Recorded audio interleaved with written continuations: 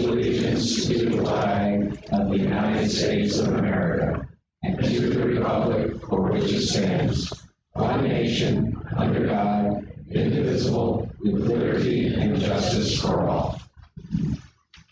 We'd like to call the meeting to order, establish quorum. Here. Mr. President, all directors are here. Good. Proof of notice? Okay. Resident comments on the agenda. So we're doing something just a little bit different tonight. As everybody knows, we have an insight presentation, and that's going to start at about 7. So right now, we're going to take anyone that has comments on agenda items other than insight, because you will have an opportunity after the insight presentation to come to the podium and make comments or ask questions. So right now, does anyone, if anyone has a comment on an agenda item, feel free to approach the podium.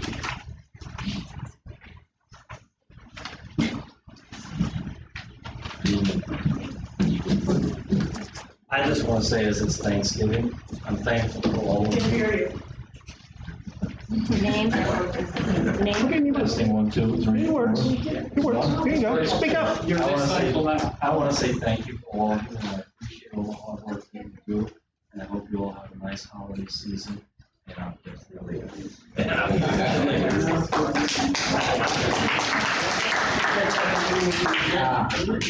Others? Anyone else?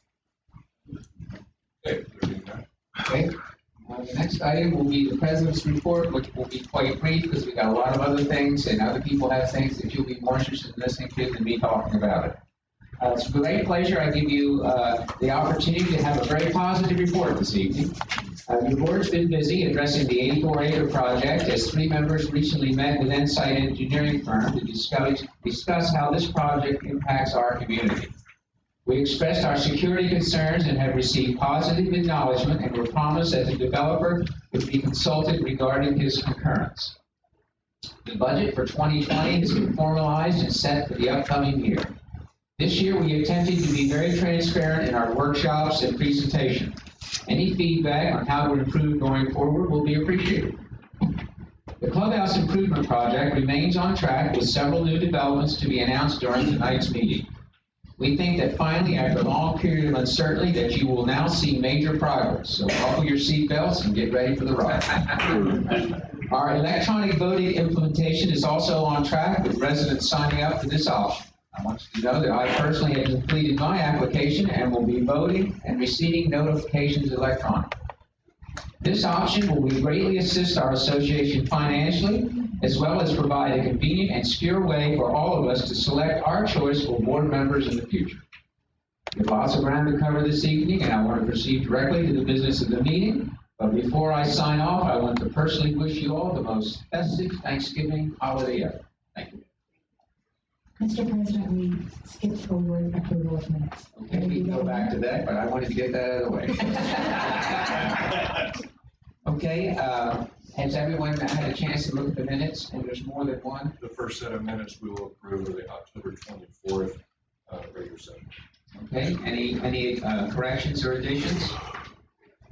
Motion to approve. Motion to approve, second? Second. Okay, all in favor of approving the minutes as posted? All right. The second set of minutes we will approve are the Monday, November 4th executive session minutes. Do we have any updates or changes on those minutes? We did, and they were passed out. It was Al Whitmer was listed as attendance via phone call, when he was actually present. That was corrected. Passed out. Okay. Any other changes, corrections? Motion to approve? So moved. Okay, second.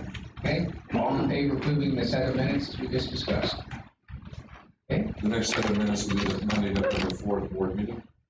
Okay, everyone's read those minutes. Any changes, additions, or corrections? And motion to approve? To approve. And second? Second, okay, all in favor of accepting those minutes as written? And the last set of minutes would be the November 7th special meeting. Okay. Any additions or corrections to those minutes? Motion to accept? Motion. Okay, Graham, second. Okay, all in favor? Okay, we've approved all minutes as written or amended. I've done my report, and Bill, you're up. Okay. Not won't be short. The October 30 financial highlights, there were discussions today between Jeff Moore, Jerry Evans, Tony Gregory, our auditor, and me regarding the year-end audit planning, 2019. All is progressing and is on schedule. For the month of October, we're showing a $25,835 profit. That's revenues over expenditure. And year-to-date at 10/31, we're showing $63,979 profit. But remember, we have 2 months to go before we finish up 2019. Since our May meeting, the general managers worked to recast our budget to ensure that we are in the year at or near the budgeted amounts. As of October 31, which was 83.3% of the year done, we recognized 92.7% of our budgeted revenues and 91.2% of our budgeted expenditures. The 2 CDs, which matured on November the 4th and November 7th, were replaced. There was no meeting of the Financial Committee in October as the financial reports were delayed due to the death in the family of the head of Polk's Accounting Department. However, 2 of the Finance Committee's recommendations are currently being implemented. First, arrangements are being made to begin to auto-pay our credit cards to avoid delays, which causes us to incur interest and late charges. And secondly, we are obtaining a cashback credit card to pay our utility bills on time. This will generate revenue that we will eliminate, and as well as eliminate future late charges and deposits to utility companies. This card will also fall into the auto pay category to ensure no interest or late charges are incurred. As of October 31st, the balances in the reserve fund and telecommunications surplus fund were $2.424 million and $1.958 million respectively. In regard to the telecommunications surplus fund specifically, it began the month with $1,902,000, earned $1,066 in interest, at $63,481 contributed from the homeowner September assessments. Actually, I guess it was October assessments.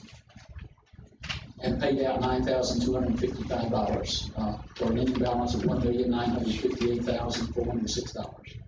The expenditures were $8,068 to Endura and $1,187 to Not Bellini and Hart attorneys.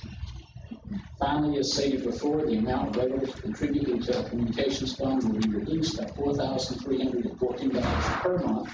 That's $51,768 per year, beginning in January 2020, due to an increase by CenturyLink for our internet service by $3 per month per house.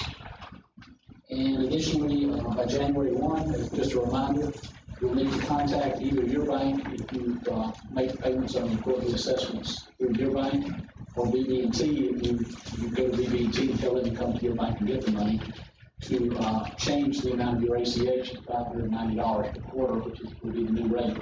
So if you don't do that, you're sending the wrong amount, and then you'll be getting a late charge from the HOA. So don't forget.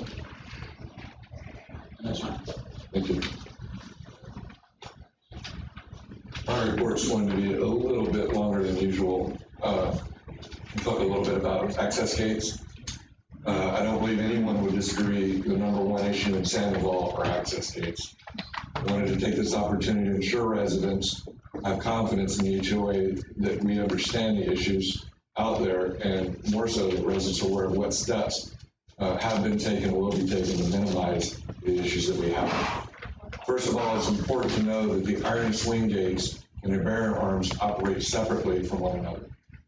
Our gate contractor, currently Bose Electric, supplies its service to the iron gates, and Avera supplies its service to the barrier arms. This past week, I've met with both companies in efforts of getting a handle on all of our issues. There are 4 separate categories to the gate systems and the issues we're experiencing. The first are tag readers serviced by Avera. They instruct us on best practices related to placement of the vehicle tags. We're told that the first priority is to avoid placing them within a curvature on the headlight. The second priority is to place them as close to the middle of the light as possible. And the third priority is not to place them on or near metal. The challenge here is that some vehicles, such as Dodge Darts, Fiats, and others, have severely curved headlights. In those instances, we're told to place them with the least amount of curvature However, they cannot guarantee they will read consistently. After meeting with Envera yesterday on placement issues, we feel a lot more comfortable. We are now able to diagnose those related issues our residents are having with activating a gate. If you have an activation issue, please come by Monday, Wednesday, or Friday, and we'll confirm placement of your tag. Regarding those vehicles with curved headlights, Envera believes they can issue tags similar to the toll tags that affix to the inside of your windshield and are reliable as long as they are placed in the middle of the windshield, at least 2 inches from the toll tag. Ultimately, I believe our solution will be to transition to interior windshield tags. However, the issue there is that luxury vehicles such as Mercedes, Lexus, BMW, and others have electronics within their upper windshield that blocks the tag from being read. Those vehicles may have to remain with a headlight tag, or I'm also looking at the possibility of having license plate bars that I've used in other communities. The second part of the GATE system we're having issues with relates to user error. Unfortunately, the way readers are made, there is a sweet spot. The trick is once you find that sweet spot to remember it and repeat it the same entry time. Naturally, each gate has a different sweet spot. The good news is that there is an upgrade reader, which we currently have at Pine Island and Veterans. Envera will soon be providing us a cost to upgrade to the new reader at the Trafalgar Gate, which we believe will significantly improve those activations. Related to user error is that we still have a significant amount of vehicles entering the gate area too close to the vehicle in front of them. What happens in these cases is the gate activates the person in front, and when the arm comes down again, the vehicle attempting to enter is beyond the area and too far ahead and close to the gate, enough to where the gate can't recognize their tag, and the gate simply won't open.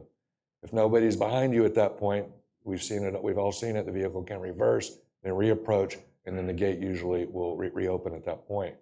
The lesson here is if there is a vehicle entering ahead of you, to stop at the white line. I even stop even further than white line if there's no one behind me until that vehicle enters.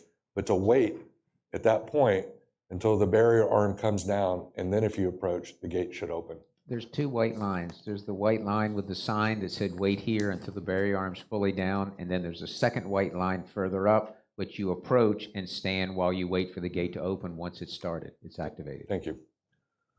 The third part of the gate access issues involves mechanical issues with the iron gates or their operators.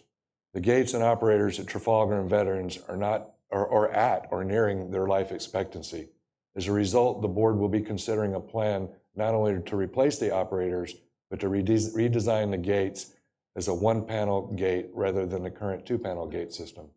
This will save us considerable money on new operators as we will only need 1 for each gate rather than 2. It also has been proven that 1-panel gates have a higher rate of operability than 2-panel gates. We're currently having an issue with Trafalgar exit due to the age of the operator, and are currently considering a plan to make that gate first a 1-panel system and changing out that operator. Essentially, the gate operator is not communicating well with the Envera barrier arm. The solution will solve the issue at Trafalgar as well as other gates. In the interim, at Trafalgar, as it is tonight, we are leaving the exit iron gate open until the repair is made. Barrier arm remains operational. The fourth part of the gate access issue involves gate strikes. In efforts to reduce the amount of gate strikes, we began doubling the penalty from $100 per strike to $200 per strike.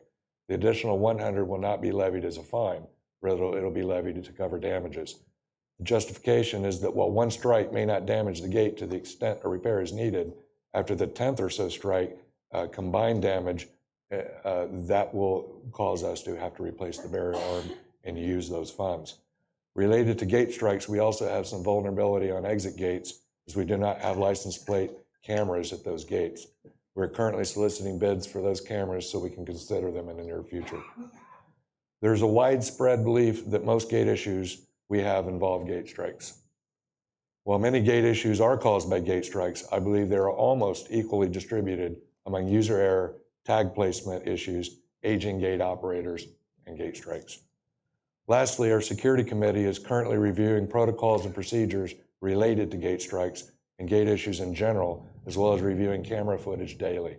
At our last meeting, we also agreed that they would look at the cost of competitors. However, as some may know, may not be aware, that our system prohibits competitors from operating on it. So meaning that if we were to change out our Envera to go to a competitor, we would have a pretty hefty cost for capital to replace all of the Envera equipment. Nevertheless, we'll be taking a cost, so at a minimum, we know what would potentially take to make that change if we ever desired to. The other thing that the committee is looking at, I think has been done before here, but we're taking a fresh look at, is the minimum cost it would take to put an officer or a guard at the gates. It doesn't mean we would have to have them at multiple gates. You could have them at one gate during key times. So we're looking at all those issues, at least to be able to report to the board, these are our findings, and this is what we're doing on the system we have now. This is what would it take to get a competitor in, and this is what it would take to get a live guard in, at least so we have all the options, and all you guys are aware of that as well. That option was evaluated, and you have statistical information on a guarded gate. Yeah, we're going to take a fresh look at that. Not going to change, it's just going to be more.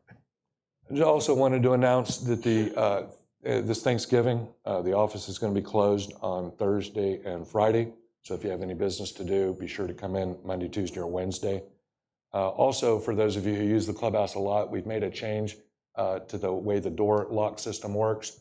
It has been 7 days a week where it comes on from 9 to 5. We changed that to where Monday through Friday, it comes on to where you can walk through freely from 8 a.m. instead of 9. We upped it an hour. So it's from 8 a.m. to 5 p.m. And we cut out the Saturday and Sunday.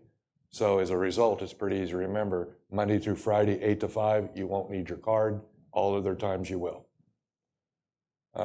We're also wanted to let you guys know we're working on a request for proposal for our master contractor, Crawford. And we expect to have that RFP out to prospective landscapers on December 15th or 16th, I think is a Monday. And our goal, we have agreed to extend our current contract 3 months to enable us time to go through the RFP process. And we are satisfied with Crawford's service. I don't want anybody to misunderstand, but that being the largest contract that the board oversees, we feel like it's their fiduciary responsibility to look at that contract and then make a decision afterwards. So expect that more and more of that to come in the board meetings ahead, starting with the new year. Also, as kind of a plea, I know we have some issues out there with four-wheelers and whatnot, but one four-wheeler in particular, I have tried to catch 3 times within reason, and I can't. If anyone ever sees a four-wheeler, what they typically do, we're finding them at the clubhouse area, they drive through the sidewalk area into phase 3. And that's where I came so close, I could touch them. At one point I was on Don's bike chasing them, and I could touch them, and they just whizzed right by me and, gave me the bird or whatever. So if anybody ever sees that or has any information that, it's not a huge deal at first. I mean, we're just gonna ask them, please don't do it. But then if it continues, we can take more aggressive Have action. them identified? Please don't touch them. Yeah. No. The other update I want to give you is on towing. It's been a very successful program. I mean, the higher the numbers, you can say it's successful, but we would obviously like those numbers to be low. We're on our 14th tow. So the tow company we're using is effective. Also, that enabled them to do a better job, I think, was our decision to change security's hours. They were from 6 to 2, and now they're from 8 p.m. to 4 a.m., because what that allows them to do is to have a full hour to inspect the community, and no later than 2 a.m., they call the towing company, and by the time the towing company gets here and they have to communicate with Cape Coral Police, they're still on duty. And so that time period has enabled them a little bit more flexibility on the tows. So that's pretty successful.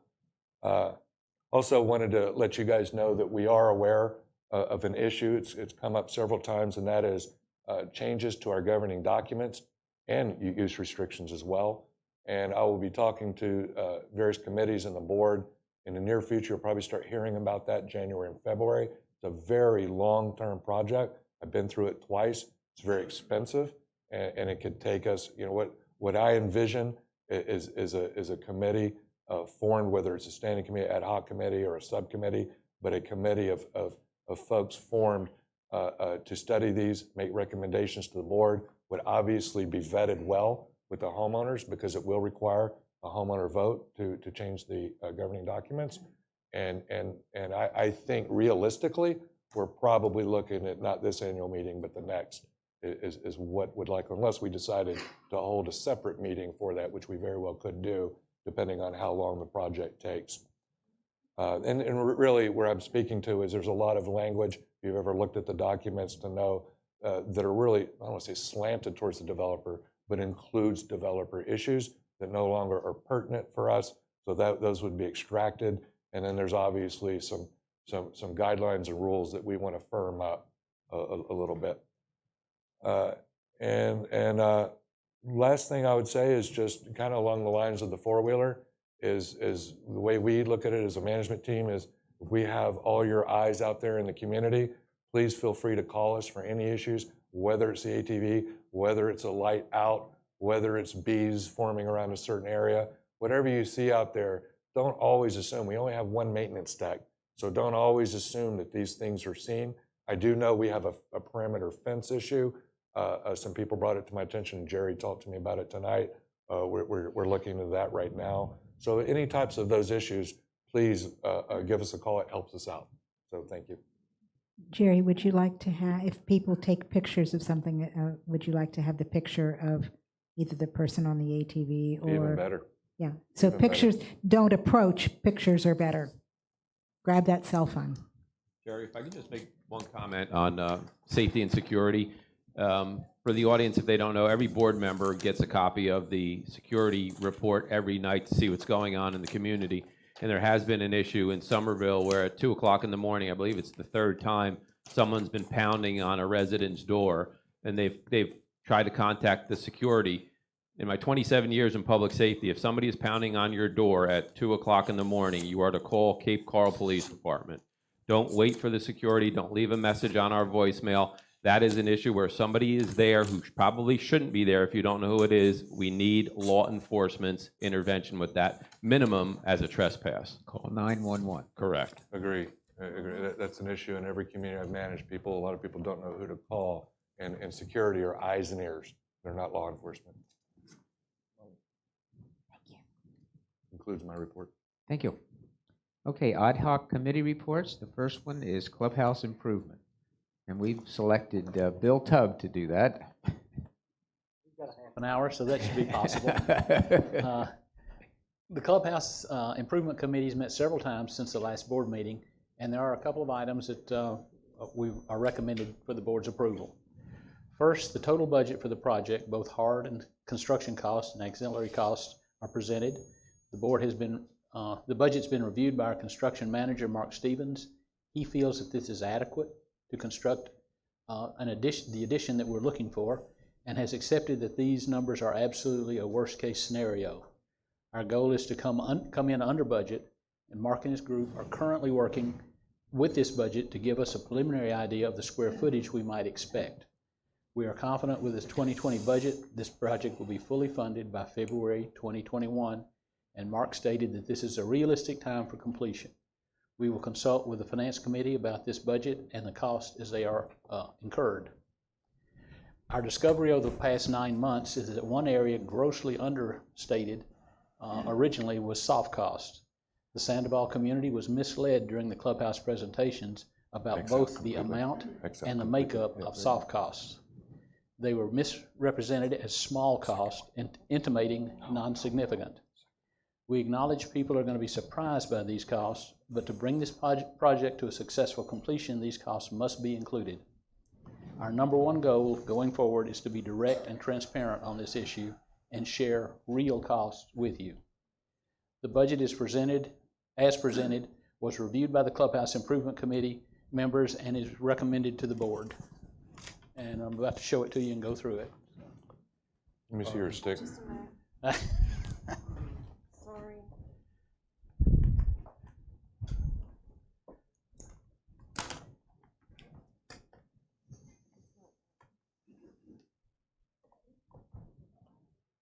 X that out.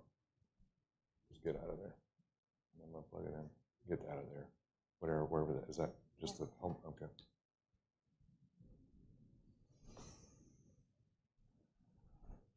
You should. I just don't know why it's not seeing it though. Well, You you need to go click on into, go into, well, Finder, Apple calls it Finder, Explorer, and look at the Why don't you come around drives, to do and it you for should us? see the drive. That's a Word document? Is it a Word document? PDF. It's a PDF, Okay, then you should find but you got to it. get into that drive. Yeah, right, you do. You have to go to my computer and go to the stick drive. Go help. Well, the next one over, the little file folder, that should be your, We've done that. oh, really?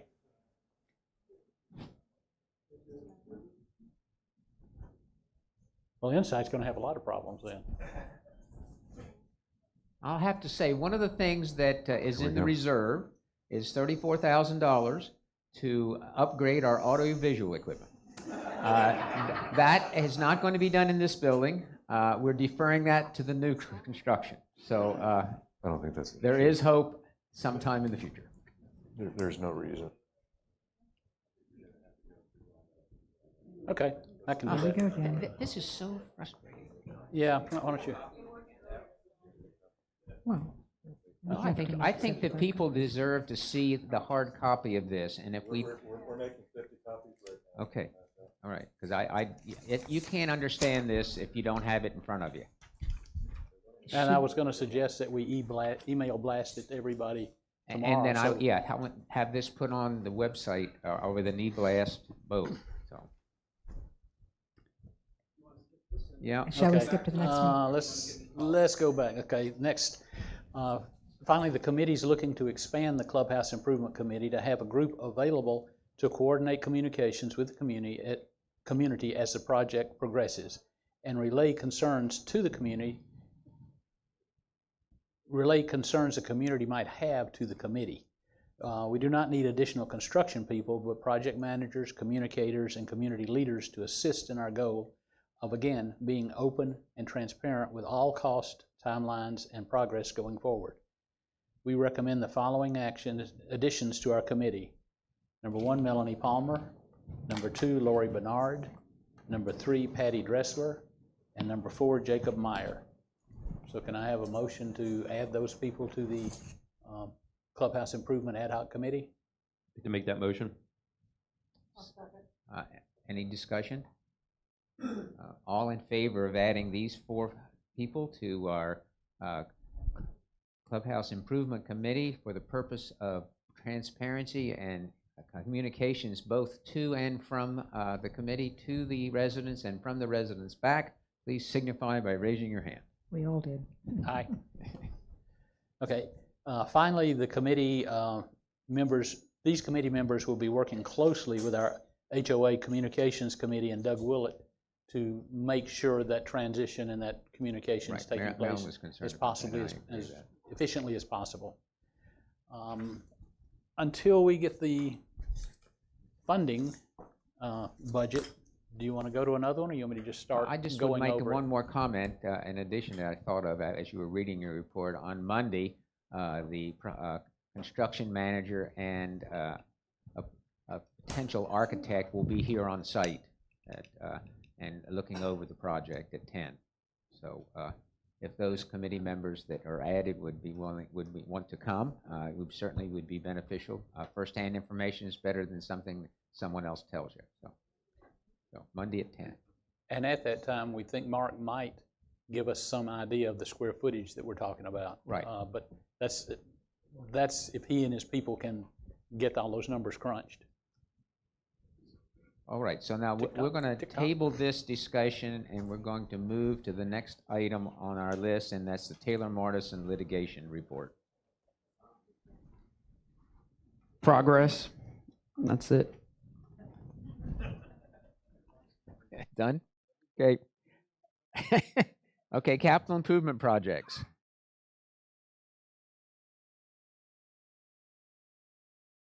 You want a status report on anything that we're waiting on or anything like that? I'm sure everybody just got the Permacast Yeah. contract that was there, so we're just waiting for signatures on the Permacast contract. Right. Once that is done, Some of the hurdles that we've encountered should be hurdled over, and we can start installation of the new barrier wall. I might add that I've signed the permits and asked Jerry to requisition the checks for both the parking lots, and so that is ready to go into the city. Yes, turn it out. Yeah, I'll sign the permits too. Yeah, permit applications. Okay, thank you. How about sunshade? I'd love to say progress, but progress, we're waiting for the city. They're requiring a survey for that, so that's the holdup on the sunshade, is the survey that they're requiring. Okay. All right, electronic voting.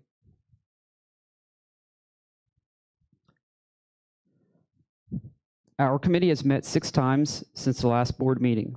We are working diligently to ensure that we cover every possible situation, including residents that own multiple homes, residents that mistakenly vote both electronically and attempt to vote by paper ballot, residents owning multiple homes and wanting to vote for different board members for each home, and a variety of different scenarios.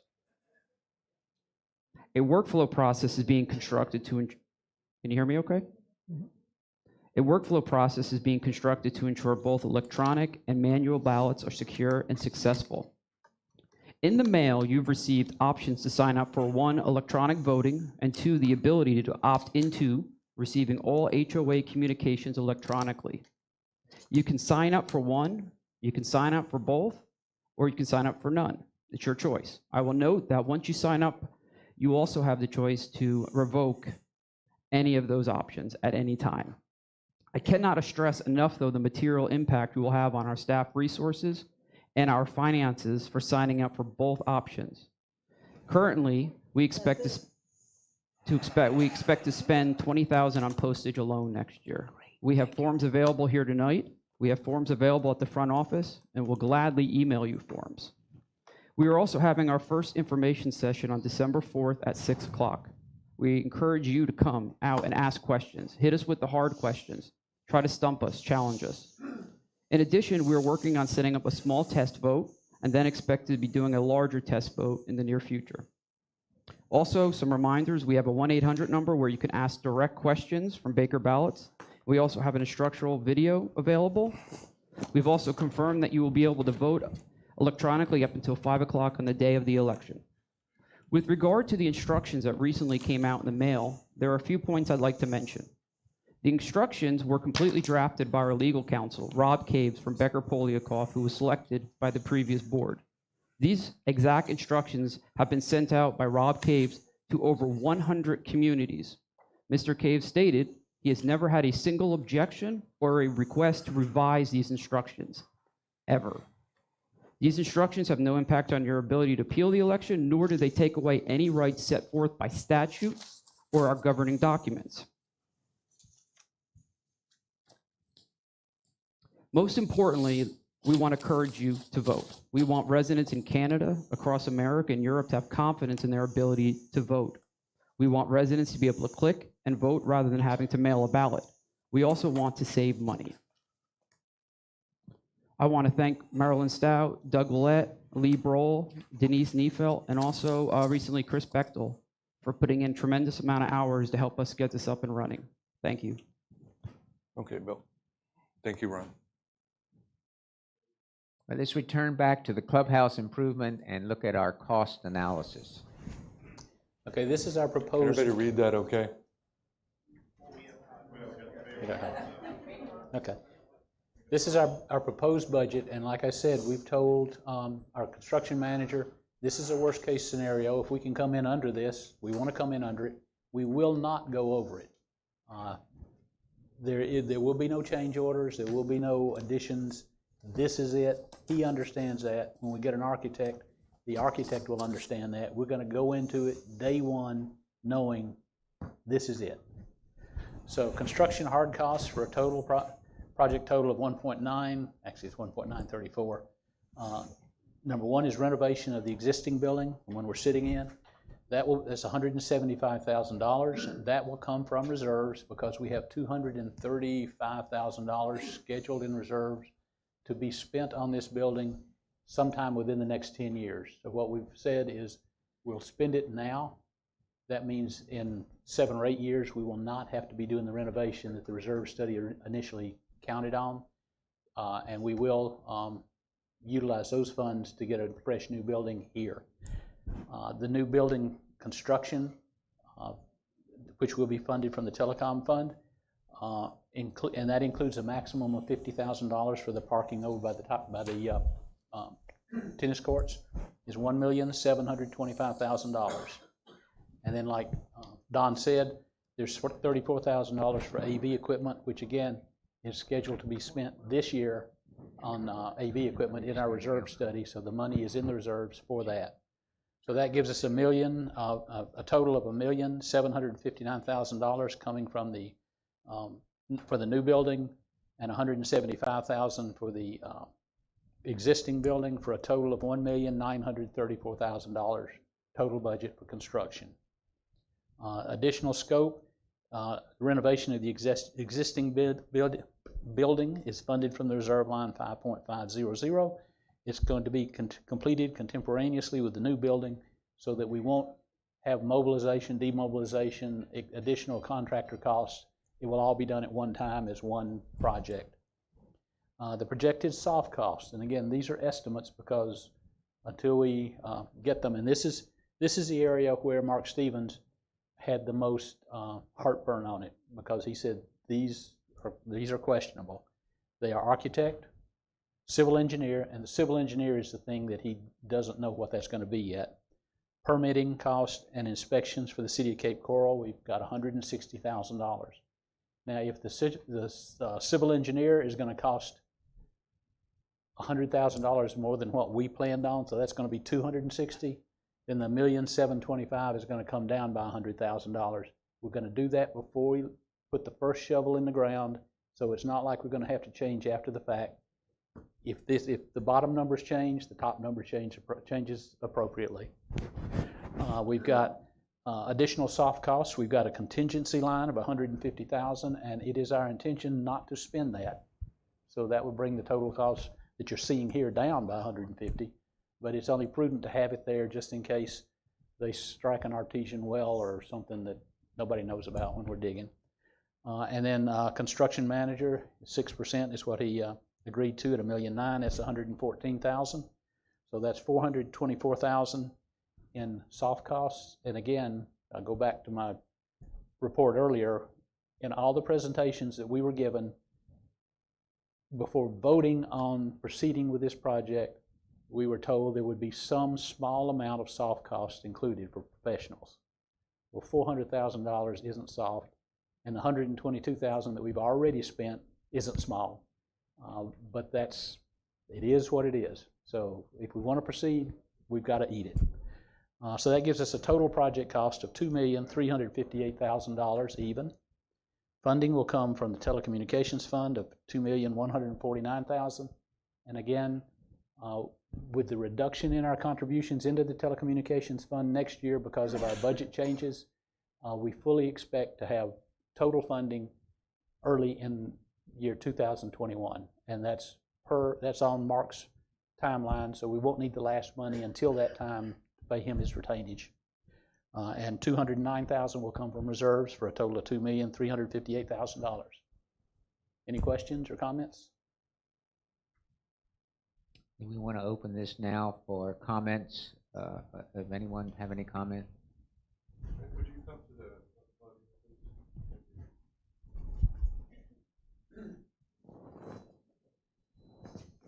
and please state your name. Hi, Kathy Conway. There was with the old proposal, there was talk of furniture, an additional $100,000. Is that provided for in this breakout, or is that something different? That is not on this breakout, but it is included in our plans.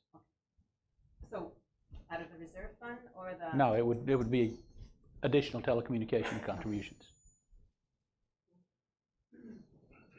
Any other comments on Bill's presentation? Then why don't we invite the Insight folks to come in and give us a presentation and an update on the 84-acre project.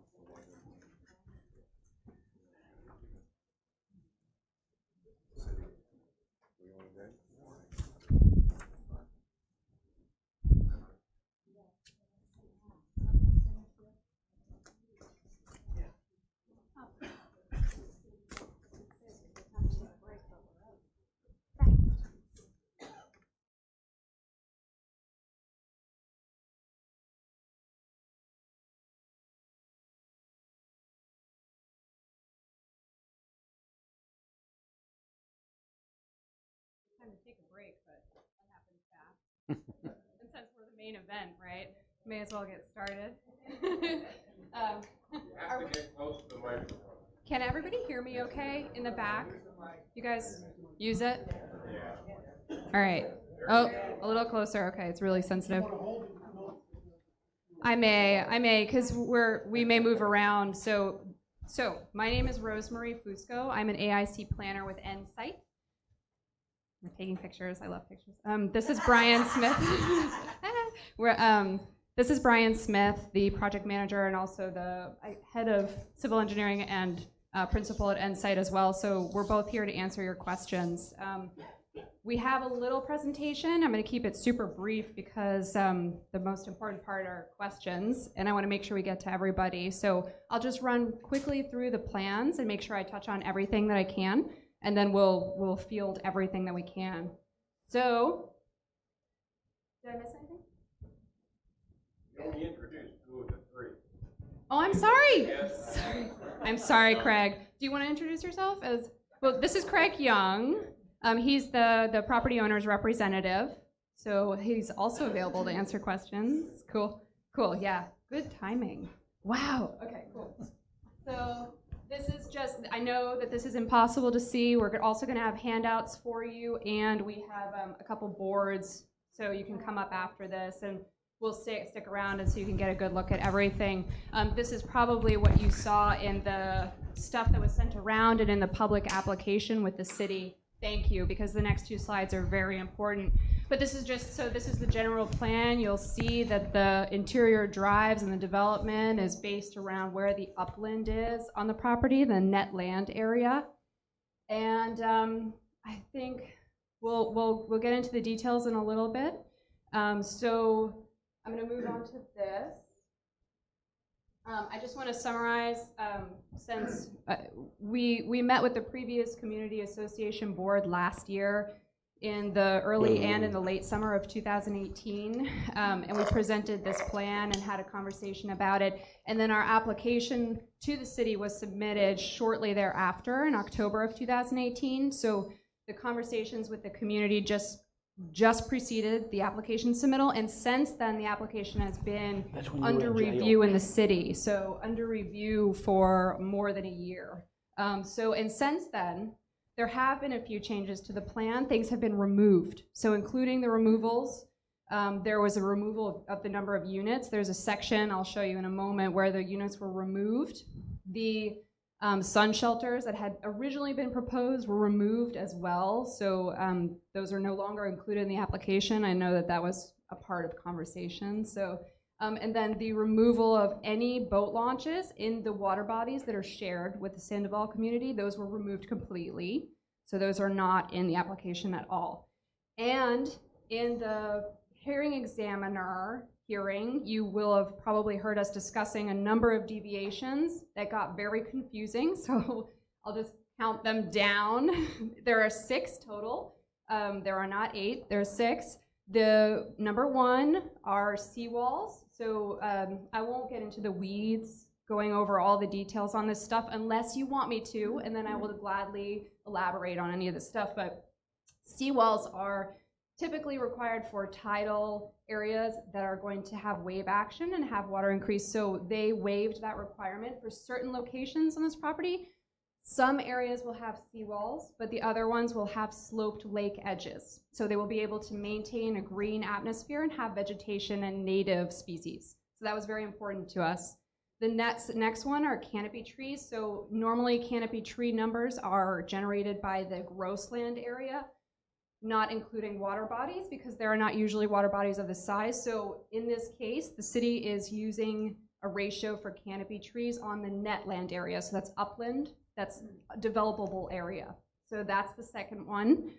The third one is for foundation landscaping relief. So because a number of these, I'll show you in the next slide, but because a number of these structures are over water, the foundation landscaping is being moved.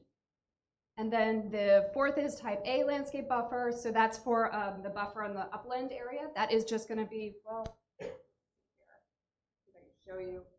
Well, you'll see in some areas, I'll come back to the slide in a moment, so don't worry, but you'll see in some areas where the property line is over water. The buffer is not going to be put there. It's just going to be where there is upland.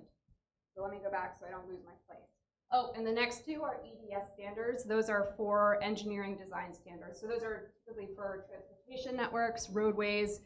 In this case, it's for the road width of the interior drive that is not visible to Sandoval, and also for the length for dead-end streets as well. So that's stuff that we get into with the engineers. And those were approved already. So now we'll just get into the fun stuff, and then... I didn't know any of the deviations had been approved. Have any of the deviations been approved? No, that's what she just said.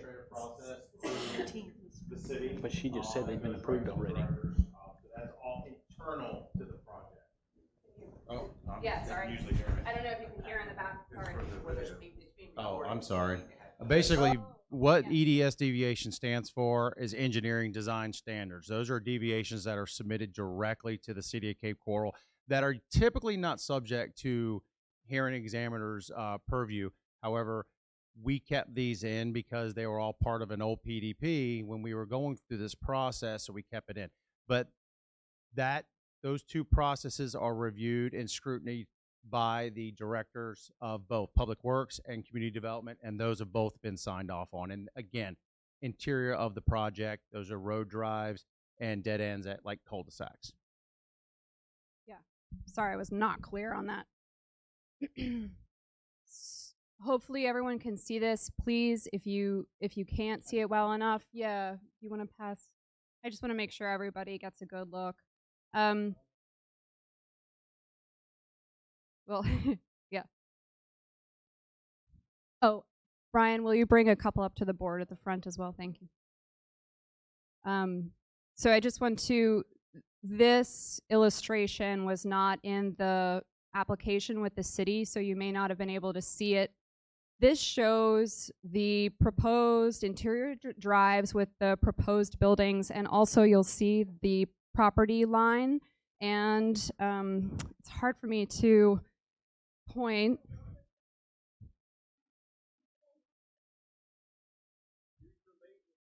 I would if I could find it, or if it was here. Do you guys have one up here? A laser pointer? No. Yeah. So there's no laser pointer up here, so I'm going to just point with a pencil.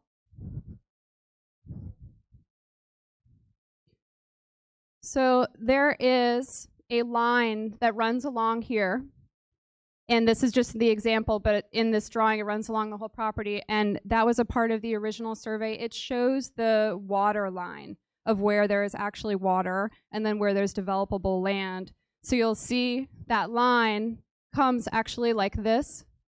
And this was very important. And when we chatted with your board last week, we really wanted to convey where that water line was because it impacts your view. And so this is something to consider, that the lake actually, like if you look at the aerial, you'll see some grasses here. This is actually water. And this is what the surveyors decided was developable. So one of the things we chatted about was maintaining the vegetation outside of what they have to touch for construction. So one of the things you'll see is there will be vegetation here that remains and is not going to be impacted by construction. So that was one of the things I really wanted to make clear. And you'll see there are a couple areas where the upland connects with the Sandoval property line. That's down here and up here. And then there's a small area right at the top that you'll see. So those three areas are where the upland connects. So I zoomed in on one of them here, and then I'll go to another one on the next slide. This one shows this upland area here, where the cul-de-sac comes. And of course, I was afraid of this, but these dimensions are drawn here to illustrate how close one of these structures is to the existing structure here. And the closest, the shortest line, which is there, is 432 feet. And this line here, I think, is 762 feet. So I'm sorry. So this one is 434 feet. This is 670 feet. This is 762 feet. So to give you an idea, And none of this vegetation is going to be touched. This is on the Sandoval property. This buffer here is 20 feet. Oh, it's 5. This is a 5 foot, and then this vegetation is going to stay. This is not proposed to be impacted either. So, but this is just to give you a good look at what is actually being proposed. Yeah.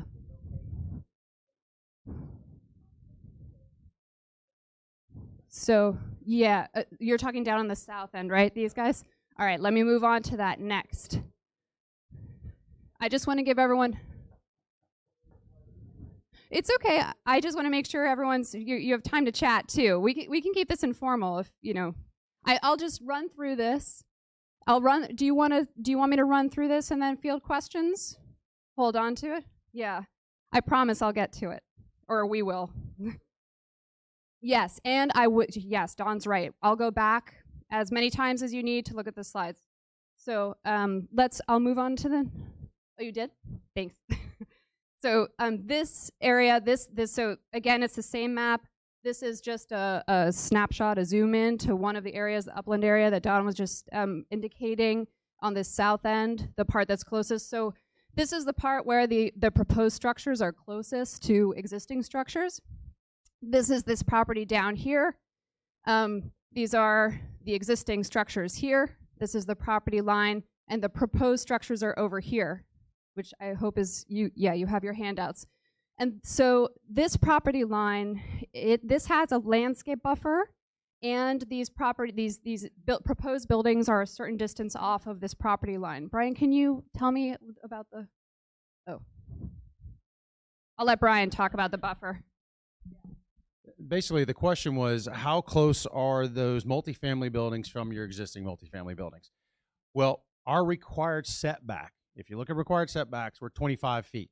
If that's that dark line that you can see from the property line, the bold line is the property line, the setback is the solid line, and we're another 25 feet from there. So we're a minimum 40 to 50 feet from that property line when you're building that closest one that you can see on that northwest corner, you're about right at that setback line. So we're further, we exceed setbacks that are allowed or required by code. Meaning? No, it is not proposed at this point to be gated.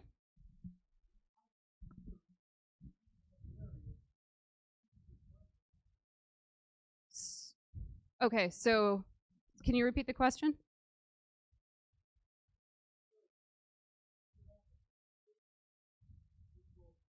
Yes. Yes.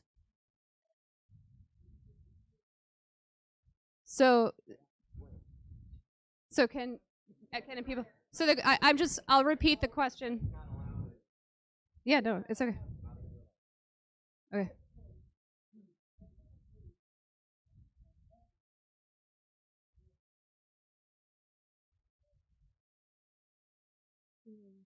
So anybody can break into anybody's property. Obviously, that's. But they would be trespassing past the lake on your side, but they're not allowed to travel in any boats or kayaks or anything on that lake on your side, sharing that lake there. So I think what they're saying is there's some land bridges that we're concerned with. So let me finish talking about the things that we discussed, and then we can dive into that even more. This slide just shows some things that we have discussed already. We just had a chat with your community board last week to prepare for this. What they expressed a lot of the community's concerns to us, and we talked about them. And one of the things that we talked about was security and potential ways that we can work with the property owner to do that. One of the things was a wall on wherever there's an upland leading down to the water. So essentially cutting off any upland possibility of people to come over into this property. And that was also discussed in conjunction with increased buffers. Is that correct? With the potential for increasing the buffer, so to add trees into the buffer area.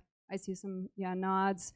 Another thing that was discussed was noise and light, which since then we also went and we chatted with the city staff and said, what can we do to address these concerns? And they said that we're going to include some of the conditions from their existing noise and light ordinances in the conditions for this to make sure that those protections are locked in for you guys. So that'll be something that we would have to discuss with them more, but that's on the table, and I think that's an important one.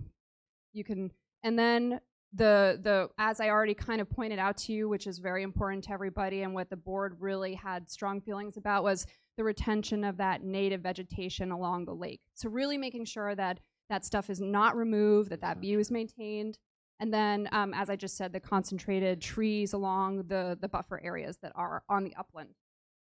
So those were some of the things that we talked about. I think that,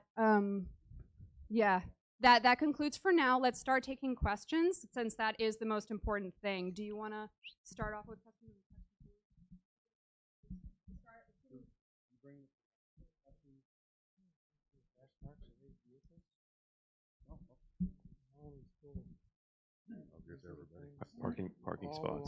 Parking spots. Yep, that's going to be parking for all My those. question is, my name is Joanne Bohart. I live in the Yeah, there's no room for these buildings. I live in the That's why they put them over condominiums, the and my water. question to you is, if you're going to be placing homes. Hold on.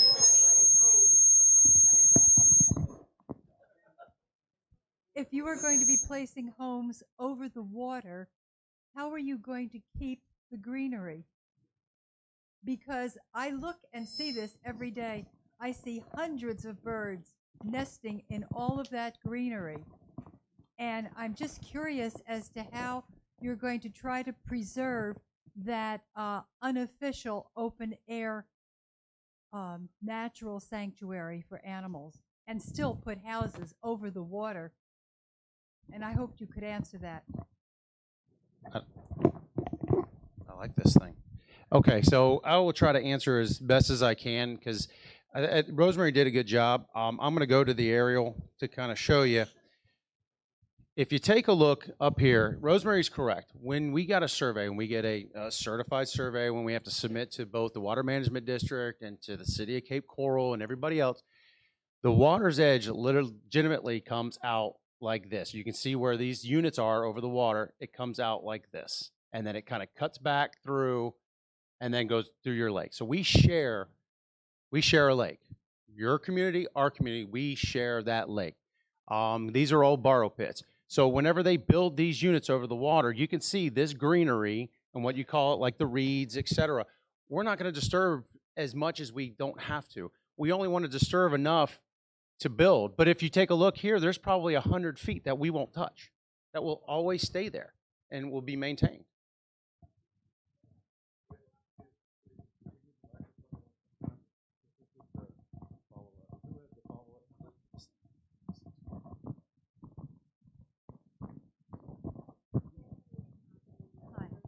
Can you hear me? No. I guess my question to what you said is, what you said was very open-ended. You're not going to disturb a lot. I mean, how many feet are you going to disturb versus what's not going to be disturbed? That's my first question. And then my second question, we live up on top where that big circle is, where the lake is, and you haven't addressed that. At the very top? At the very top, Okay. where there's a big mass of trees and preserves. Is anything being done to that? What you see there, whenever we do construction, we don't want to disturb as much as we have to. I mean, that makes a lot of sense. So when you're talking about space-wise, if this is 400 feet here, you're talking probably 100 feet right here.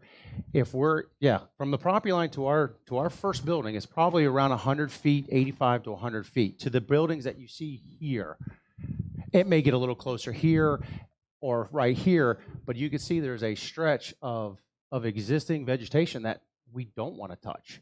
There's no need to touch that vegetation.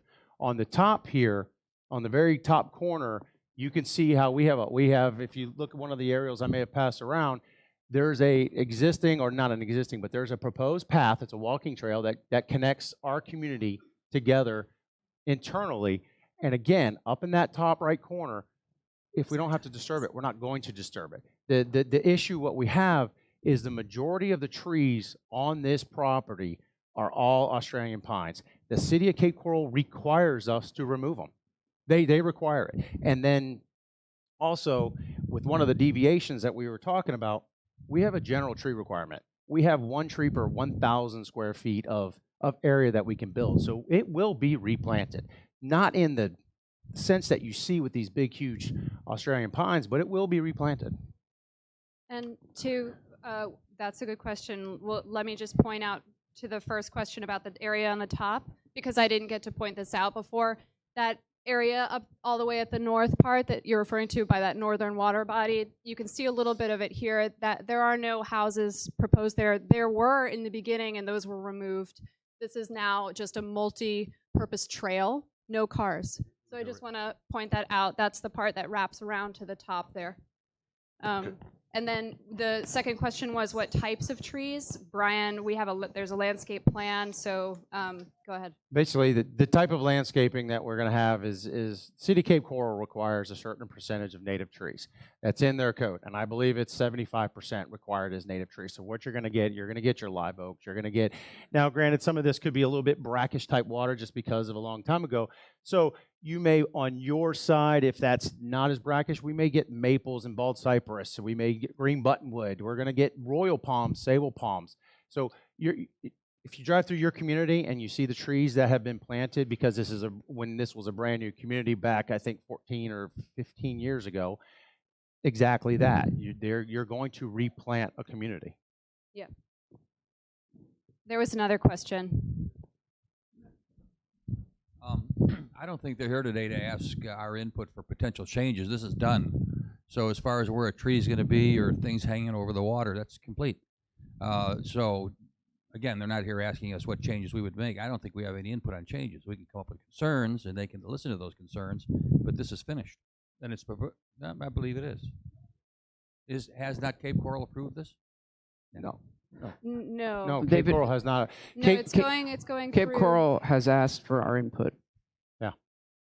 It's going through the application process for a plan development right now. And the city, we're here because we want to listen to the community and because that's part of our job, and it's part of the city's job to listen to you as well. So, and as the hearing examiner very clearly stated, it's also important to her to hear from you guys as well. So your concerns are important.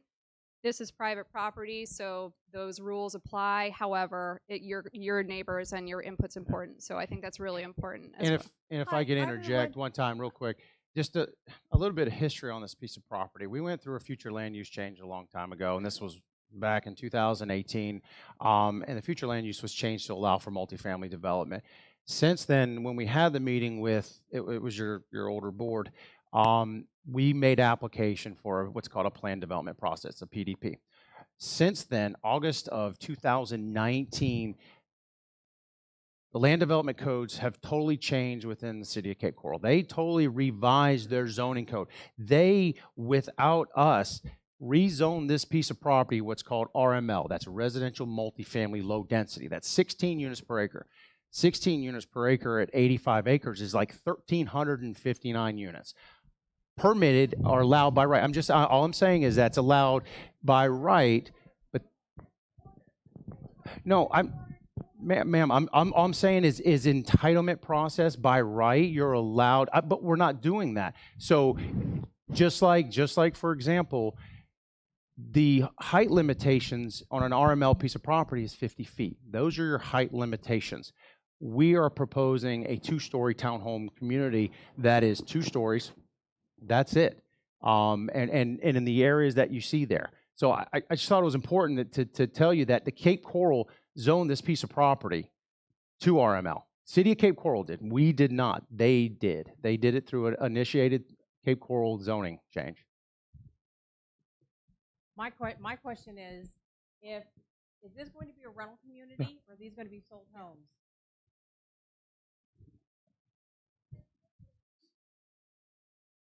Okay, so knowing that we live in two high-end communities, and we are both all gated communities, why would you not make this community gated for our protection?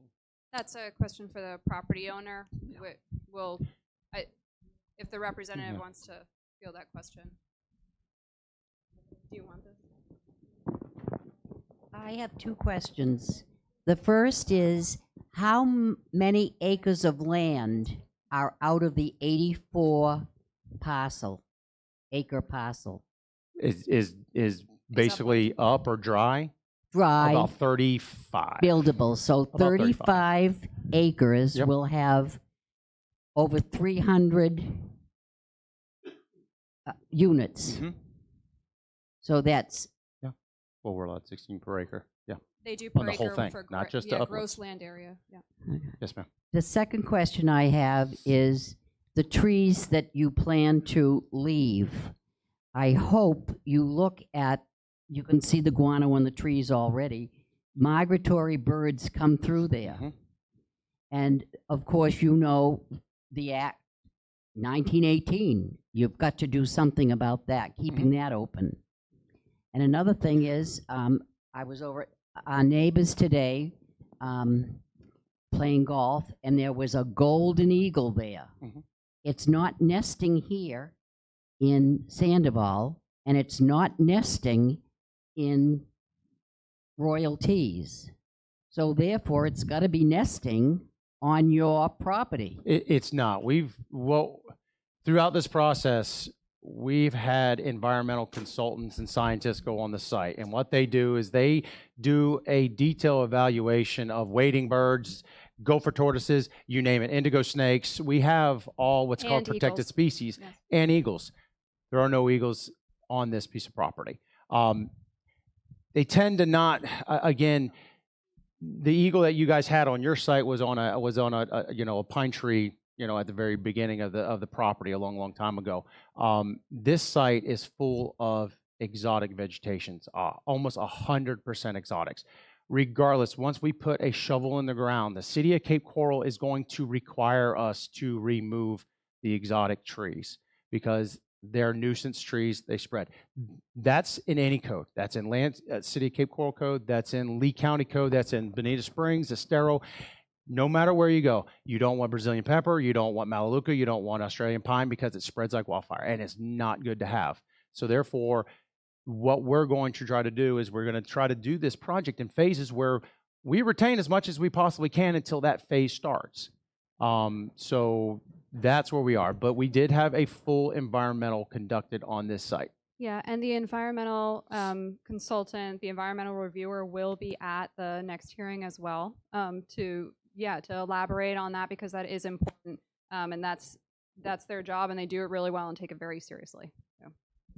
Okay, my question is the lake that you have that's bordering royalty and shares our lake. That buffer between our two lakes that you say on your chart here says water's edge. Are you going to retain that, or is that coming out? Where are you talking up here? Yeah, just need right. We're basically what it does. There's two lakes that come together, and then it kind of mounds up like this. We're going to put a multi-use trail for our residents to utilize that. But if we can keep all that vegetation, whatever we can keep. But again, if it's exotic, we cannot keep it.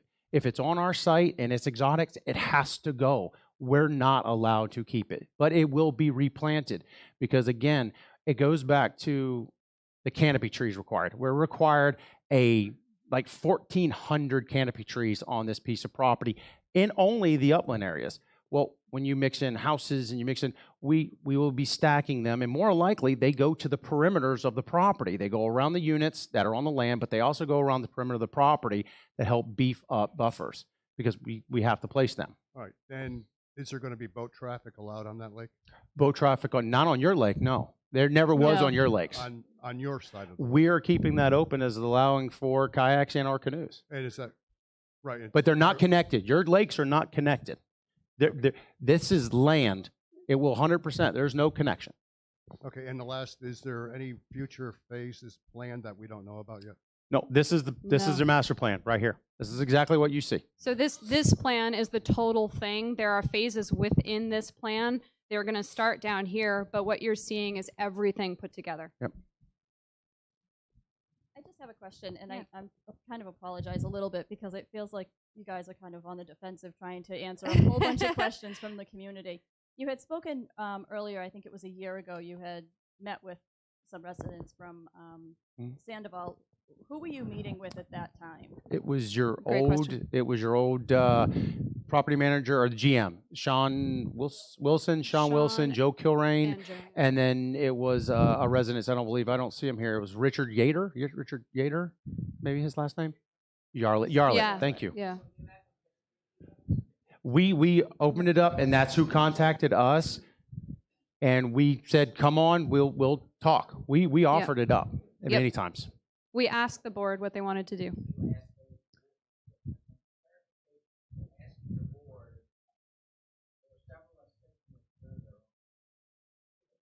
Right. I'm just clarifying who you talked with, who you had conversations with, because there's 4 people in this room that were on that board at the time, and I don't think you met with any one of the 4 of us. No.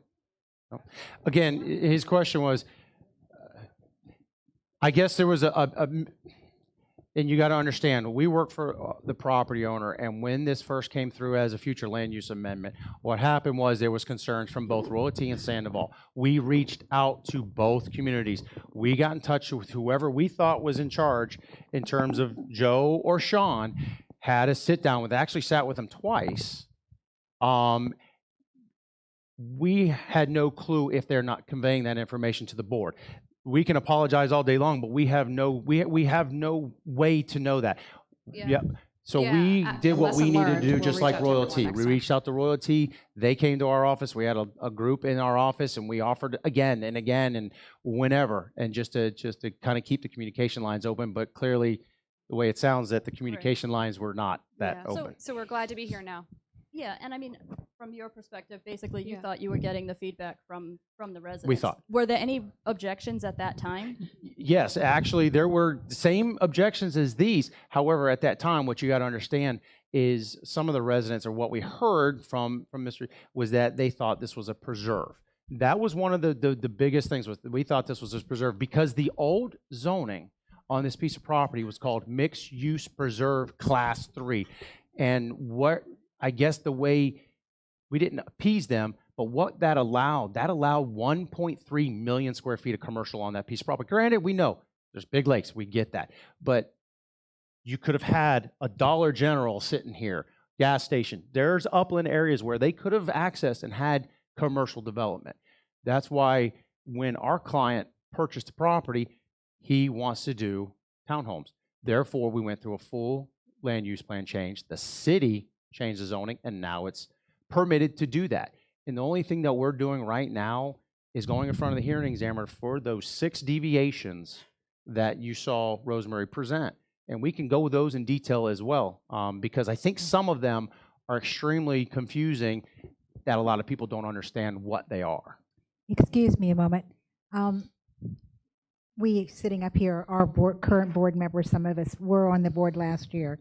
All that being said, you have accommodated the golf course community of Royalty with a wall along that area. I think that it would be most beneficial to our residents if you would offer the same courtesy, especially at the southern end and at the northern end, where there is land contact. And if you would provide that in your application with the hearing examiner, that would make a big difference to the unconcerned feeling, or the concerned feelings that our memberships have. That also being said, as you know, sound travels. So having as much buffer as possible is important to our residents because sound travels over water. We own 22.5 acres of that lake. You own approximately 1/2 an acre. So that all being said, you own less than 1% of the lake. We own the rest. So you can see where the concern is coming from our membership. I don't think anybody here is out to throw daggers at you. I think there's been some miscommunication, and they just need to have assurances, and they need to have that in writing so that they can say, okay, we feel comfortable. And I think we both want to work as good neighbors to one another. The access point coming down off Veterans Parkway, that is truly very close in reference to the homes that are on our side of the community. So an 8-foot wall there would make, I think, a very large comfort zone for those residents, as well as at the top. Now, the very top area where there is a lake and contact, there is not it's hard to see even from here, so I'm sure the folks back there cannot see. Are there going to be any homes in that, from where your V points are going at the top of the map towards our property, are there going to be homes in that area at all? I can tell you that. Answer the second question, because I remember it better because you just asked it. This is the last home that's sitting here on looking at this lake, and it's looking at that way. There are no homes on this side at all. We removed those, I think it was like the third or fourth submittal. Again, we have 8 submittals back with the city, back and forth.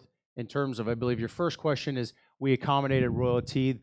The little bit different with royalty, and I'm only going to explain that, is because if you take a look at the aerial up top and whatever you guys have, look at the proximity of their homes. They basically, their property line, our property line, there's a small ditch, then there's a road, and then their homes. And that measurement is not 434 feet, it's 100 feet. So we worked with them at that time. They were in the same meeting as you guys, or as Joe was, and so that's why we did it for them, because of their close proximity. Down at the very bottom, though, that is not 435 feet. Your wall basically goes up to about right here now, I believe, right? And then you go chain link. We've heard your concerns. We'll talk. We've reached out. The owner of the property, he's just not been available. So, but we're working on that, because we have expressed that is a concern. If anything, if there's a compromise, because walls are not cheap, as everybody knows. I mean, I think you guys are going through the fact that you got to do walls. I'd like to make a comment when you have a chance. What's that? I'd like to make a comment when you have a chance. Yeah, that's fine. And so what we'd like to do is we're talking to the owner to find out what we can and can't do. I think our community's concern is security. And I think that when we were down at your office, we talked about a section of wall here, another section, and another section, which would create a wall in every area except where the lake was, and that would then preclude the security concerns of coming in from your non-gated community into our gated community. And I think that as a minimum, I don't think anyone in our community would be accepting anything less than security, that we discuss that with a wall. So the fact that you've not gotten that assurance is disturbing to us, to the point that, we would be resistant to give you our approval. Question is more aesthetics, and I have yet to see a picture of any of the townhouses. What will be facing the lake and the community of Somerville, which is below there? Are we seeing the rear of houses? What do we see facing Calypso Lake there? Probably and currently the architecture is not complete yet, because when we're in a process of entitlements, again, we've been in a PDP process, which is like a zoning process, for over a year. And therefore, we're starting the site work. And I believe the architect is working on some plans. Craig can correct me if I'm wrong, but typically I don't know if that's me or...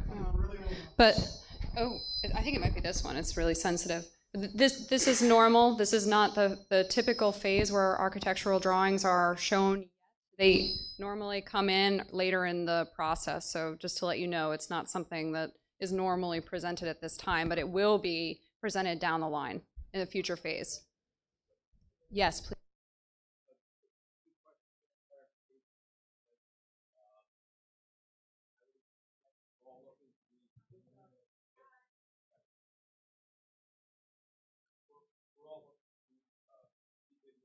don't think it's on. It's not on, bud. Hold on, he's working on it. Here. This one's sensitive enough for the entire. Yeah, I know everybody's got everybody else's now. We'll turn that one off. All right, how's that? Hey, great. So I would just echo Molly's and everyone else's. I think we just want to be good neighbors within the project, but I myself have a couple concerns. I probably walked that parcel at least 5 or 6 times since 2018, and I just want to kind of dovetail with some of the residents' concerns. But first and foremost, I just don't want you guys to misconstrue what was told to you by the previous 3 members in 2018 to be representative of anything of our feelings and any of the residents' feelings. So I believe we'd like to start from a clean slate and go from there. You addressed the kayaking issue, which is great, but I read over the South Florida Water Management District's report extensively, and I do see that you guys are proposing to fill in wetlands and then get credits for the Little Pine Island Wetland Restoration Project. So I think the residents would need to also be aware that there are a portion of wetlands on this property that will be filled for development, but the state law allows them to do that as long as they give credits to restore wetlands in other places, and that one is Little Pine Island. It's a better idea, and it's a better choice, because when you have poor quality wetlands, I don't know if this is on. Yep. When you have poor quality wetlands on a site, it's actually better to mitigate them to a place like Little Pine Island that they go out and restore nice and pristine wetlands. Can you show us where? Where's what? I'm sorry. Little Pine Island is, when you go through Matlacha, you're never going to even notice you left Matlacha, go on Little Pine Island and get to Pine Island. There's just a little stream, but you'll notice along the way, there's nothing there except one cell tower before you get to downtown St. James, or not St. James City, but Pine Island. That's Little Pine Island, and that's preserved. There's basically 3 or 4 mitigation banks in Southwest Florida, whether or not you have freshwater marsh mitigation credits, or you have saltwater marsh mitigation credits, or you have mixed hardwoods. Depending on the type of wetland mitigation you have to do, that's where you go and get your mitigation credits from. Where are you thinking? Well, right now, wetlands basically occur in here because what happens is it's just junk. Oh, it has nothing to do with you guys. Nothing to do with you guys. It's all internal. There's nothing external. And going back to the South Florida Water Management District's report, they're asking you guys to do a wading bird survey. Yep, we've already done it. Okay. My issue with that is, and I know a lot of people who abut that property, and this is an issue germane to Florida and the islands and everything, is that what we see is a really nice parcel here. We can almost call it a rookery because we have great blue herons that are nesting there. We have ospreys that are nesting there. The caveat is, and I forgot your first name. Brian. Brian is totally correct. 99% of the species of trees that are on this property are invasives, and they will go. So what you're going to be looking at is you're going to be looking at buildings until the trees mature, which will be when the builder is putting in a 2-inch caliper tree that's required by code. It's going to take 20 years for that to be any much of a buffer. So what we're going to see, because they have to remove the Brazilian peppers, the melaleucas, and the Australian pines that these wading birds are now nesting in. So really what they're doing is within the scope of the state's requirements to eradicate all of the invasives. So yes, we are going to lose that rookery, if you will, or all of those wading birds that are nesting, but it is not, again, the fault of the developer. It's a requirement by the city, state, and county. So just so you guys know, when they say they're preserving the native vegetation that's there, I'd be hard pressed in my years of environmental science to say that there's anything of quality that's going to provide a buffer or whatever until they do their plantings and mature that way. So you were right in that it has to be removed, and unfortunately that's what we're dealt with. But my other question is, on the southern portion with the ingress and egress there, is the city, or even to the northern, is the city requiring traffic signals? No, not right now. Well, we're doing our traffic study. 336 residential units is it's a low trip generator. Veterans Parkway is what's called a limited access roadway. It is governed by Lee County Department of Transportation. we have to do our submittals through them for these connections. There's already a connection here, and there's already a connection to the north. The stubs are already there because that's what they had it in their plan. We are proposing one in the middle here. That's just kind of up in the air based on their requirements. And my last concern is, and the developer's representatives here, as a realtor, I get to see what's going on and what's hitting the market. And the developer owns across Veterans, and he's purporting that to be a Mercado-like development. But what's concerning for me with the $35 million price tag is that the listing also has the 84-acre parcel dovetailed into that. So my question would be is, are we looking at the whole project, or aren't we looking at the whole proposed project? You're looking at the whole entire proposed project on our side of things. What we've been hired to do is we're working on this 84 acres to the east side. That's what we've been required to do. To let you guys know, the city came in and actually rezoned that piece of property commercial. They did that. We did not do that. So right now, this is our plan. This is what we are working on right now. And just to be clear from the planner, real quick, I promise we'll go. This does not have a commercial zoning component to it at all. This does not. So it would require, and we are not seeking a rezoning. Correct. We are just seeking this plan. Go ahead. Perfect. Thanks. Just a couple things. I had a long list, but fortunately, some of the folks here have covered some of those. Oh. Is it on or no? I think you just have to get really close to it. Just hold it close. All right. So, I mean, some of the thoughts that I took away from the real estate expo that was published and talked about from Tuesday, that the price tag of a lot of these units are actually below the property north of us, Carolina, which also promotes themselves as luxury apartments. You know, I guess, you know, based upon just the raw numbers themselves, I don't know that I would necessarily consider. I understand the construction costs and so forth, but it doesn't seem like that this is really a high-end or luxury development. You know, I know when we talked about this a year ago, it was promoted as a high-end condos. Now we're talking luxury apartments. So I think, you know, for one, I think that feels kind of like a little bit of a bait and switch, or that we've kind of been deceived on what the general direction of the project has been. And even if it has changed, I understand how that can happen. You know, we kind of feel like, you know, we were left in the dark for 18 months. So that's a little troubling. Quick question for you, Brian. Up at the top, when we were just talking about that the canoes and kayaks certainly are going to be part of the lake process, right? You're planning for your lakes. Our lakes. Now, I guess my question is, if you look at the very top parcel up there, right along your walking path, you actually do have a pretty significant patch of that lake that is on your property. I guess my thought is if I live in one of those units there toward the end there, and I'm used to kayaking in that large northern interior lake, there really is nothing that would discourage me from putting my lake on the opposite side of that walking path, and now I'm canoeing myself right into Sandoval. Seems like a potential concern. Is there any way that you guys could address that in any way? We can look at it. I mean, You know, I'm not going to answer that question because I don't know. We got to take a look at it and talk about what we can do. Right. But as of But you see my most communities concern. like this are I see going your to have concern. I see your I concern. see Most your communities like this, just like you guys, will have a property owners association documents. Therefore, I would assume that there's some kind of a code requirement or documents that they could potentially. And they will be breaking the law if they take their kayak onto your property.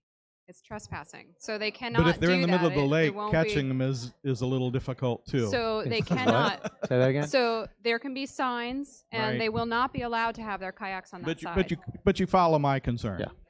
Yeah.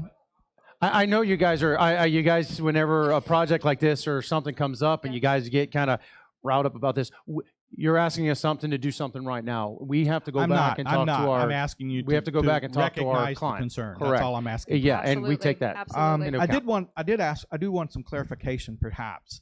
When you read the original third deviation, which was the reduction of canopy trees, and I understand that the way the LDR reads, it's based on gross land, 84 acres. You don't have 84 acres. You've only got I think by my calculation, again, I had it at like 28 acres instead of 34. But either way, you also ask for a reduction in the tree per square footage of the development area. And I guess the term development area threw me as was the development area, the upland area, the 28 acres? So I guess what's the rhyme and reason of not only asking for that you're only being held accountable for the tree density based upon the available upland area, but also asking for a reduction in the actual density of the upland area? Because basically that would mean no, we didn't ask for a reduction in density. It's you asked for it to go from 1 tree per 1,000 square feet to 1 tree per 1,500 See, you square guys, foot. what happened was everybody went online and got the wrong documents. That's the problem, and it had nothing to do with us. Again, the city. That if you read the deviation now, it's 1 to 1,000. That's per code. We did not reduce that. Yeah, sorry Thank for that miscommunication. I guess the way City of Cape Coral does it, I guess they upload all the documents. I have at least one. I have one more question then. Yeah, no, please go through. On your drawing, kind of tail doving off of what Scott talked about earlier, that you really don't have any left-hand access to the northern or southernmost of your driveways, and while you have a proposed third driveway that would have a median change, and I get that that's with Lee County, it's not even with the city. I guess my concern is simply, for proper access to that lower driveway, I have a feeling most of the time people are going to come past that to the first available U-turn, make the U-turn so they make the appropriate right-hand turn into that drive. That first available left-hand turn is also the driveway into Sandoval. Well, similarly, you're going to run into a similar problem on the north end where they're going to basically be U-turning right where Cape Royal would normally be doing their turn. And I guess it is a little bit of a concern as it relates to potential traffic concerns. Well, the good news, you'll be our champions of trying to get that median cut in the middle. We are asking, you guys will come with us. We're asking for it, yeah. I'll let you talk LCDOT. That's the best. Yeah, I mean, you're the biggest voice. You could actually be right next to us because that's what we think the same thing. I mean, that's why we would like to have, because, listen, I'm not saying there is, but if any development occurs on this side, it would be nice to have a median cut. That's why, but we want it for the community here because it does make sense to be able to make a right and be able to make a left into a community. I've got a couple questions. Are you done, Jerry? Did I answer all your questions? You had one in the first one. The first question, I don't know if I addressed that. Yeah, but he had 3. Yeah, we're making sure we answered all his questions. I just wanted to make sure I got all his questions. Did I? Okay. Thank you. Okay. So I'm a little slow, so bear with me. I know you pointed out a few things, and the gentleman actually asked some questions that I had some concerns with. I think it would be great if this could be a win-win for everybody, and I don't know what options we have. This is the first time I'm really seeing this. My concern is the property where we are is facing the walking trail that you have, that you said people are going to have access to boating on the other side, and then there's going to be a walking trail. We're in a nice community here, and we're going to have rentals on the other side.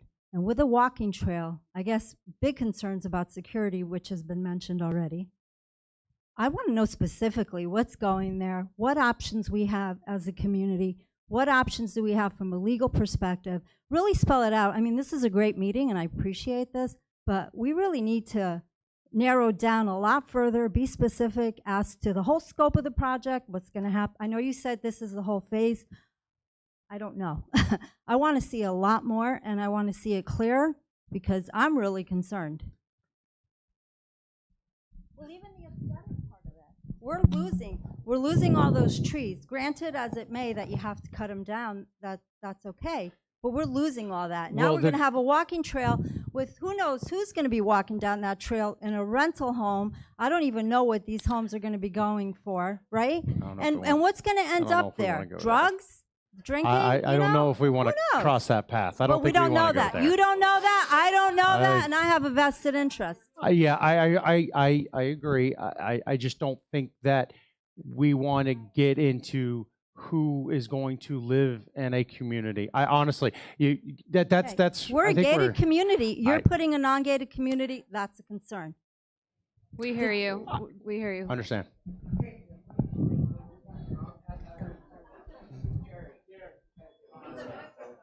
Hi. You've been waiting patiently. Yeah, just a couple questions. When do you Oh. expect shovels in the ground? We would expect shovels in the ground. I'm counting. I'd like to say March. And you don't for have first phase. And you don't March. have any renderings or anything that's going to be built there? We have civil engineering drawings. We were contracted to do civil engineering plans. We don't do architecture. We I do understand landscape that. architecture. We do civil engineering and planning. We have a full set of civil engineering plans. It seemed like you intimated that they weren't even in existence. Is that inaccurate? That could be. We don't have to. But what we do is we set forth, and they can go in the clearing and put the pads in, and these water units can come in later as the roads are established, and so they're in the process of creating those plans. Will we be given copies of the renderings That would if they be- exist right now? That would be. You can have all of our plans, our civil plans. Is that a yes? No. Yeah. So I mean, they'll most likely be your elevations. Front, back, rear, and sides elevations. Okay. So they exist currently right now? No, I'm saying when they're done, they would be. That's what they would have is front, back, rear, Well, that's sides. what I'm trying to find out. Do renderings exist of what's going to be built there? Yeah, I think you guys are talking about different things. I understand that, but this is an exchange of information, and Yeah. we have people here, so we want to know what's going to be built. There's going to be a similar townhome to the South townhomes there. Florida-style townhome, very similar to the one-car garage unit system. But do renderings exist currently? I brought a set of plans here just to look, but they're really not detailed enough. But they do show what the product is, and the product doesn't look too far different than a typical six-door, four-unit townhome. And you'll share them with us? You'll share them with us? Okay. His northern what? Up north? I don't know if I got that. I can take a look. We can share, which we did with the last board. I printed that up, not the board, obviously. We're understanding now that the representatives prior weren't everybody that should have been there. But we did bring in renderings of this developer's project up north to give everybody a comfort level of Never heard what I what cover is up. this place going to look like? Is it going to look like a Oh, shanty? Is it going there to we look go. really nice? And Got lucky. Got lucky. I could tell you, I had the concerns too when I started to work with this person. What's a rental community look like this? And I was pleasantly surprised when I saw the maintenance and how well kept this facility is here. So Oh, that's all right. Ryan I'll says lower it. it's there. I got it. Is it in Rhode Island? Or is that in Massachusetts? Seekonk, Massachusetts. My apologies, I don't know the name of it off the top of my head. Seekonk. Seekonk? Yeah, Seekonk, Massachusetts. It's a beautiful community. So I had a comfort level after seeing this product. Yeah, just look at the townhomes. That's what. How long do they rent for? Is there a requirement of 6 months, a year? How do they rent these? These would be a typical 1-year annual rental. Yeah, these aren't going to be. These are going to be typical Florida homeowners. We see transition.